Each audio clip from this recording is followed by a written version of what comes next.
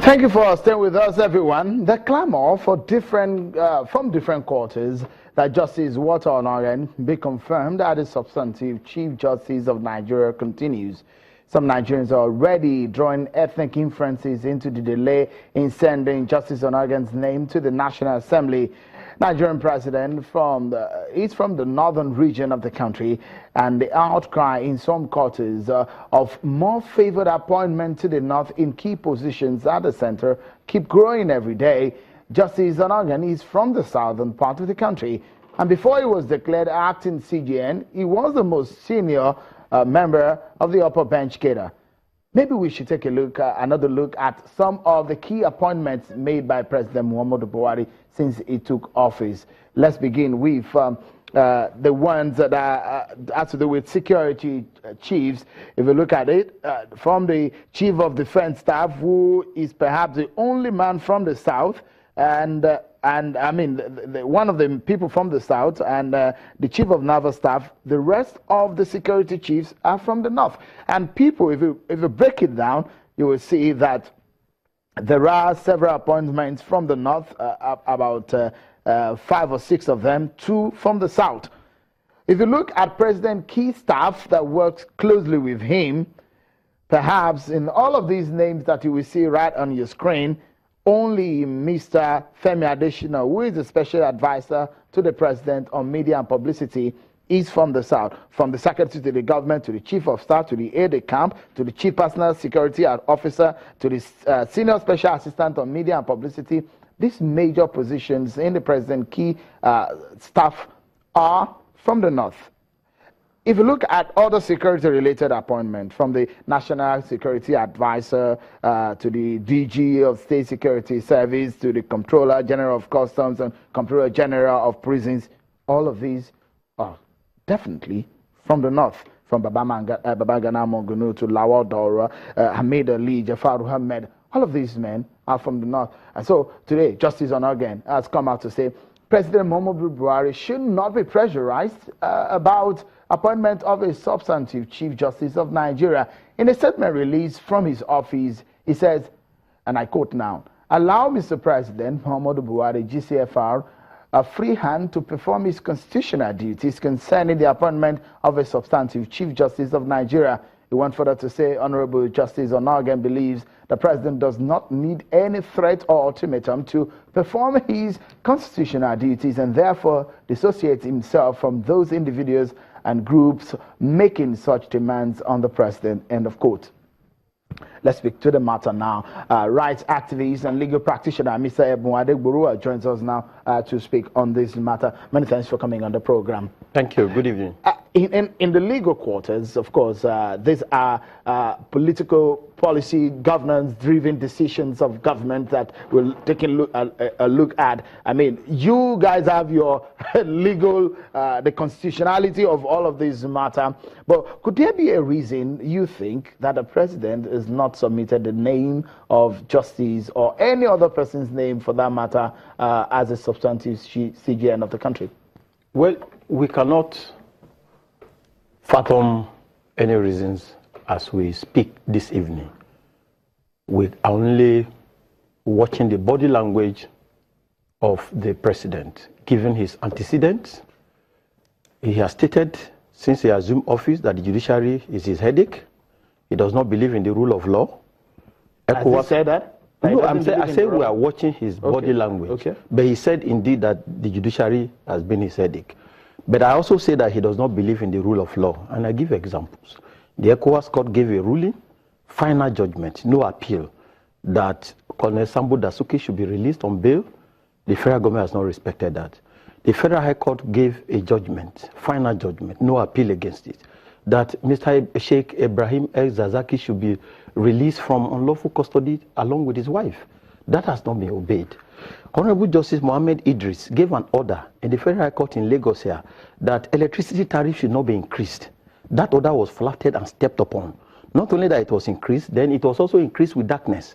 So you see, when you watch the body language of a person and those who are working with him, you can predict that what we are having on our hands now is a catastrophe in the judiciary. And it's meant to destabilize the third arm of government in order to allow a reign of impunity. Because this is the first time in 30 years that the person who is duly qualified to be appointed as Chief Justice of Nigeria will not be appointed. And February 10 is just next week. By February 10... February 10 is the window by which... Yeah, by February 10, the acting capacity of the CJN will expire. And Section 231 sub 5 says that acting capacity cannot be renewed. Really? Yeah, that's what the Constitution... So what happens, constitutionally, what happens if, for example, the president didn't move? In any case, the Senate, the National Assembly, has adjourned plenary until February the 24th. So what does it mean? What is the implication of a vacuum in the office of the CJN? It's quite going to be a dangerous precedent for us as a nation. The Chief Justice of Nigeria is the head of the Supreme Court, which is the apex court in Nigeria. He assigns appeals to panels to be heard. He presides over almost the major cases that are to be heard by the Supreme Court. But most importantly, the Chief Justice of Nigeria is the chairman of the National Judicial Council, which is the body responsible for the appointment, promotion, and discipline of judges. So what it means, therefore, is that if by the 10th of February, we don't have a substantive CJN in Nigeria, the National Judicial Council will not be able to sit. There will be a crisis in the Supreme Court because Justice Walter Nkanu Onoye has not retired. It's not due for retirement. It's just about 60 years or so. It has at least 6 years more to go. Now, Section 292 of the Constitution says that you can only remove a person from office as a judicial officer if there is an address supported by 2/3 majority of the Senate. But there's no such address. So is there a possibility that someone who is not the most senior, we understand that Justice Onagan is the most senior in the apex cadre of the bench, is it possible that we have someone who is a junior to Justice Onagan be declared as or be appointed as the CJN? It's not possible. We will not allow it.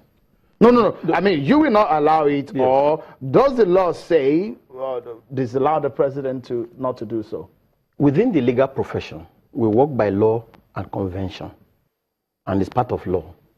Now, if you look at the successive presidents, Justice Mohammed Bello, Justice Lawa Uwais, Justice Modafa, Justice Legbo Kutigi, Justice Meram Aloma Mukhtar, Justice Afa Begor, Justice Mahmoud Mohammed. All of them were the most seniors when they were appointed. So why will we come to the... Is it a convention or is it constitutional? It's a convention and it's part of our law. That's what I'm saying. No. I mean, you are the lawyer here, but from my own... I'm a legal illiterate here, but the little that I know, the conventions may necessarily not be legal or constitutional, which of course maybe is a tradition that is followed in the legal profession. But is the president mandated that by law to make sure that it's a senior member of the bench that is appointed? Yes and no. Yes, in the sense that he's not part of the judiciary. Sections 4, 5, and 6 of the Constitution creates a system of separation of powers. And the executive cannot come into judiciary to destabilize it. That's why it's yes. It's no because the law did not specify the person to be appointed. So, but if you appoint somebody who is junior to Justice Onoye presently, there will be crisis. And the crisis is this.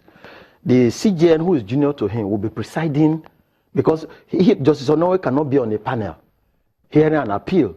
And then the CJN will step down for him to preside.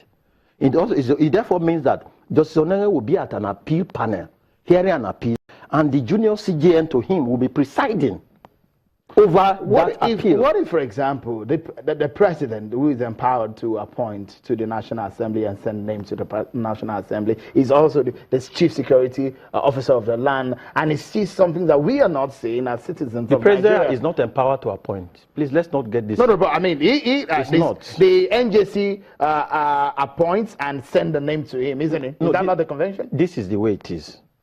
The Federal Judicial Service Commission will interview candidates and forward a particular name of candidate or candidates to the National Judicial Council for selection. The president has no role to play in the... Than to send the name to the National Assembly. And he has no discretion. What if there are some security reasons why Justice Onaogen should not... Security reasons don't affect judiciary. We work by law, sir. After the selection by the Federal Judicial Council, you send it to the National Judicial Council. The National Judicial Council will send it to the president. His own is just a clearinghouse. With the inaction now, because government activities is surrounded by actions and inaction. The inaction of President Muhammadu Buhari on the CJN as we speak today. Today is the 2nd of February, and we're looking at the 10th of February, at which the tenure of the acting CJN will be over. Has it committed any illegalities? The president? Yes. As of today, no. But by the 10th of February, if he refuses to comply with the recommendation and selection of the National Judicial Council, he will be openly defying. He will be openly declaring a war against the lawyers, against judges, against judiciary, as he has been doing in the past, and we have been taking it. Are you concerned that, for example, Vice President Yemi Osinbajo, who is a professor of law and who is a former Attorney General in Lagos, is deputy to the president, and this kind of thing is happening? Well, we expected the vice president, now that he's the acting president, to have forwarded the name of Justice Onaogen to the Senate, because there's a precedent. The president is even out of plenary now. It doesn't matter. What is important is that the name should be forwarded. Okay. The vice president, when he was acting, forwarded the name of the UFCC chairman in the absence of the president. Okay. And that was considered. Do you have some of the final thoughts on the issue of the CJN before we move into this rally matter? I believe that members of the bar, the courts, the judges are ready for this looming declaration of war on the judiciary and lawyers, and we are battle ready and ready for the president. I believe that all Nigerians should join us to encourage the president and advise him and the vice president in his absence to immediately forward the name of Justice Onaogen to the Senate. Otherwise, it will not be as before. What would the bar do? We will close down the courts.